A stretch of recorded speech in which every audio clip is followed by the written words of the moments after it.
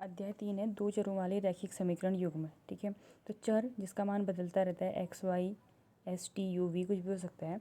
रैखिक कह रहे हैं, रैखिक बहुपद इससे पहले आप पढ़ चुके हो। रैखिक बहुपद तो ऐसे बहुपद जिसका मान कितना, जिसमें अधिकतम घात कितनी होनी चाहिए, एक से ज़्यादा नहीं होनी चाहिए, उसे हम क्या बोलेंगे, रैखिक। ठीक है, और समीकरण मतलब जहाँ पे इक्वल टू का साइन आ गया तो वो समीकरण हो जाती है। जैसे कोई रैखिक बहुपद है, इक्वल टू 0 कह रहा है, इक्वल टू 1 कह रहा है, तो वो समीकरण होगी। ठीक, युग्म माने जोड़ा, यानी दो समीकरण होंगे अब हमारे पास, तो उसमें दो चर होंगे और दो समीकरण होंगे, और रैखिक होगी तो उसमें घात कितनी होगी, एक होगी। ठीक है, अब कह रहे हैं जो रैखिक समीकरण होता है उसको नॉर्मल ऐसे रूप में लिखेंगे। देखो हम इसको a x plus b y plus c equal to 0। ठीक है, जहाँ ए बी सी क्या होंगे, अचर, और एक्स और वाई क्या है, हमारे चर हैं। ठीक, तो घात इसकी एक ही है, तो एक्स और वाई है यहाँ पे, रैखिक हो गया।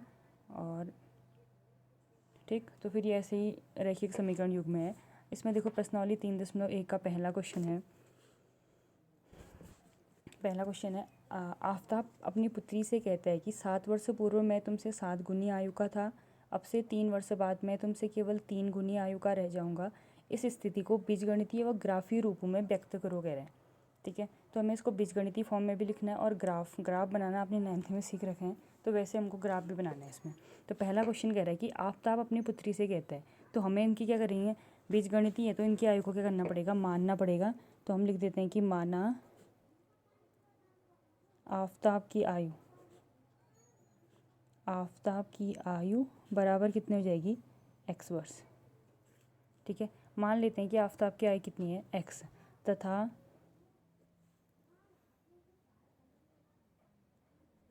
उसकी पुत्री की आयु, पुत्री की आयु बराबर कितना हो जाएगा, वाई वर्ष। ठीक, अब दो कंडीशन है देखो इसमें, पहले लिखेंगे हम प्रथम शर्तानुसार,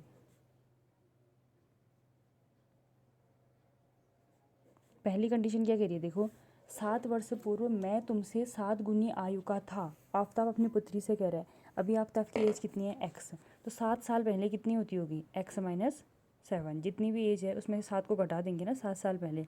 तो अब आफताब 7 साल पहले एक्स माइनस 7 का, तो उसकी पुत्री कितनी हो जाएगी, वाई माइनस 7।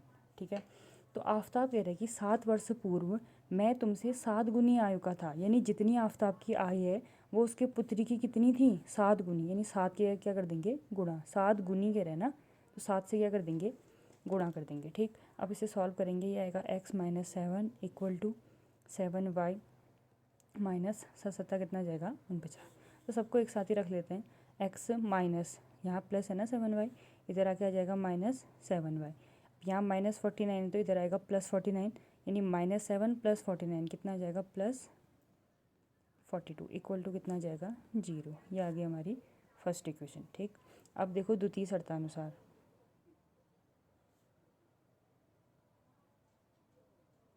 सेकंड कंडीशन क्या कह रहा है, देखो ये इक्वेशन बनानी ही इंपॉर्टेंट है। ठीक है, तो दूसरी शर्तानुसार कह रहे हैं, अब से 3 वर्ष बाद मैं तुमसे केवल 3 गुनी आयु का रह जाऊंगा। 3 वर्ष बाद, अभी कितनी आफताब की एज, एक्स है, तो 3 साल बाद कितना हो जाएगा, एक्स प्लस 3। ठीक है, अब ये एक्स प्लस 3 का है तो उसकी पुत्री भी कितनी हो जाएगी, वाई प्लस 3 की।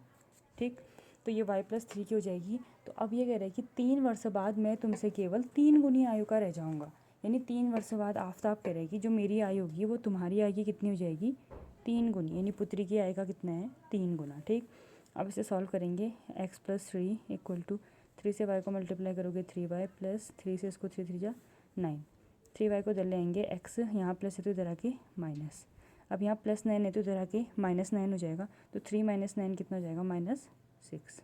ये आ गया हमारी क्वेश्चन सेकंड। तो यही हमारी क्या है, बीजगणितीय रूप। पहला तो कह रहा था कि बीजगणितीय और ग्राफीय रूप कह रहा है, ये हमारे बीजगणितीय रूप हो गए, दो इक्वेशन बन गए, लिख लेना है बीजगणितीय, अतः बीजगणितीय रूप। ठीक है, तो ये इसके बीजगणितीय रूप में जाएंगे, एक आएगा x minus 7 y plus 42 equal to 0, दूसरा है आपका x minus 3 y minus 6 equal to 0। ये हमारे बीजगणितीय रूप हो गए। ठीक, अब हमें क्या निकालना है, इसके ग्राफीय रूप निकालना है। तो ग्राफीय रूप में कैसे चेंज करोगे, देखो पहले पहली इक्वेशन को हम चेंज करते हैं। ठीक है, ये है हमारी x minus 7 y plus 42 equal to 0। ठीक, तो यहाँ पे देखो पहले भी ग्राफ बना चुके हो, या एक्स निकालो वाई निकालो, हालांकि वाई निकाल देते हैं हम, तो जो तुम्हें सही लग रहा है उसे निकाल लो, ठीक है। एक्स के रेस्पेक्ट में हमें वाई की वैल्यू चाहिए, ठीक है ना। तो एक्स लिखो चाहे फिर क्या लिखो, वाई लिखो, कोई भी एक चीज़ निकालना। तो अब यहाँ पे एक्स सिंपल लग रहा है तो एक्स को निकालोगे तो एक्स बराबर कितना आ जाएगा, 7y, इधर जाके आ जाएगा 7y, माइनस है तो इधर आके प्लस ना, इक्वल के यहाँ ये +42 है तो इधर आके कितना हो जाएगा -42, ठीक है। अब इस हिसाब से हम क्या करेंगे, देखो एक्स रखते हैं, अब यहाँ पे हमने x से = निकाल रखा है तो पहले हम y रखेंगे, उसके हिसाब से हमारा क्या आएगा x, ठीक है। दो वैल्यू इनफ होती हैं। तो y को अगर तुम 0 रख दोगे, ठीक है, चलो y को अगर हम रख देते हैं 0, ठीक है। y को अगर मैंने 0 रख दिया तो हमारा कितना x कितना आ जाएगा, देखो y की जगह 0 आ जाएगा, ये किनारे में तुम रफ काम भी कर सकते हो। तो y की जगह 0 रखोगे, 7 × 0 0 हो गया, -42, यानी x = कितना बचा -42, ठीक। फिर अगर y की जगह हम 6 रख देते हैं तो 7 × 6 = 42 होता है ना, तो 42 में से 42 गया 0, तो x से कितना आ जाएगा 0। लेकिन यहाँ पे ध्यान रखना, अगर हम x बराबर रख रहे हैं तो जो निर्देशांक ज्यामिति होती है ना, ग्राफ जब हम बनाते हैं उसके कोऑर्डिनेट क्या होंगे, x, y। तो हमेशा ये ध्यान रखना पहले x वाला ही आएगा, भले वो ऊपर लिखो चाहे नीचे। तो x से कितना है -42, तो इसके रेस्पेक्ट में y कितना है 0, ठीक है। और यहाँ x 0 है तो y कितना है 6। तो इसका ग्राफ बनाना है, फर्स्ट इक्वेशन तो ये हो गई हमारे पास, ठीक है। अब दूसरी इक्वेशन क्या है, देखो ये आपके पास second equation, x - 3y minus क्या है 6 = कितना है 0, ठीक है, फर्स्ट हो गया। यहाँ पे भी हम x ही निकालते हैं, ठीक। x = कितना है, ये -3y तो इधर आके +3y, -6 है इधर जाके +6, ठीक। तो कोई भी दो वैल्यू निकालो, दो से हमारा ग्राफ बन ही जाता है। तो पहले ऊपर y लिख देते हैं, नीचे x, ठीक है। तो अब y का मान क्या रखते हैं, देखो y को अगर मैंने 0 रख दिया, y को अगर मैंने 0 रख दिया तो x कितना आ जाएगा मेरा, 0 × 3 0 हो जाएगा ना, 0 + 6 x कितना आ जाएगा 6, ठीक है। फिर y को हम क्या लिख देते हैं, 1 रख देते हैं, तो 3 × 3 3 और 6 कितना हो जाएगा 9। तो यहाँ पे इस सेकंड वाले के लिए हमारे x y जो कोऑर्डिनेट आए, ध्यान रखना है इसको, x को कैसे लिखना है, x पहले आएगा हमेशा, y बाद में आएगा, तो 6, 0 और ये आ जाएगा 9, 1। तो ये हमारे क्या बन गए, कोऑर्डिनेट आ गए। अब हम इसका ग्राफ बनाएंगे, ठीक। ग्राफ बनाना वैसे इसमें देख लेना कि कोऑर्डिनेट क्या है, उसके अकॉर्डिंग ग्राफ बना लेना। अब कोऑर्डिनेट क्या है हमारे, -42,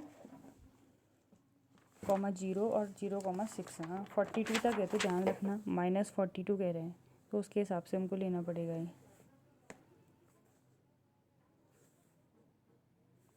एक्स में क्या है, एक तो है हमारा 6, 0 और 9, 1, एक और एक होते हुए दूसरा कितना है -42, 0 और दूसरा कितना है आपका 0, 6, ठीक। तो देखो -42 कह रहे हैं तो एक्स एक्सिस में हमारा 42 तक आना चाहिए, तो इसके हिसाब से हम ग्राफ बनाते हैं। 6 का भी ले सकते हैं वैसे, 3 तो बहुत बड़ा हो जाएगा, 0। ये देख लेना थोड़ा इक्वल मान के, या स्केल से खींच लेना।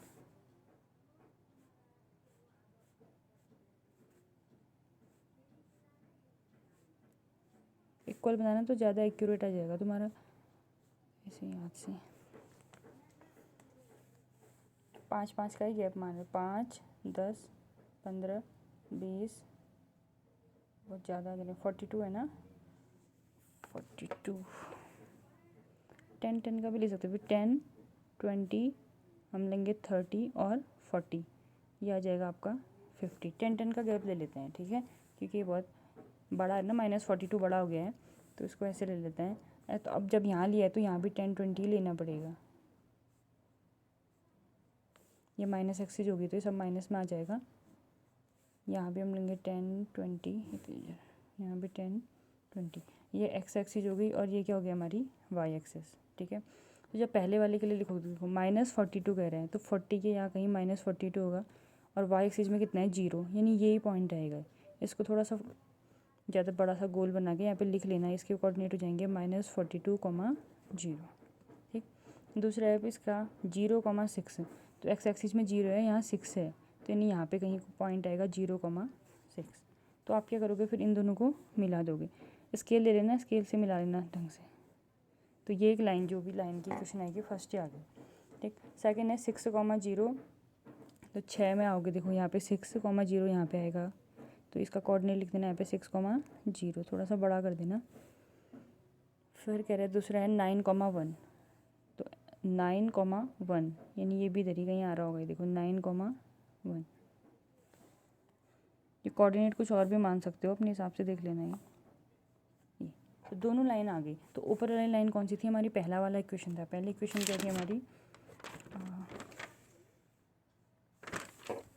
x - 7y + 42 = 0। और सेकंड है हमारी x - 3y - 6 = 0। तो ये दोनों लाइनों की इक्वेशन, इसको मैंने ऐसे ग्राफ से दिखा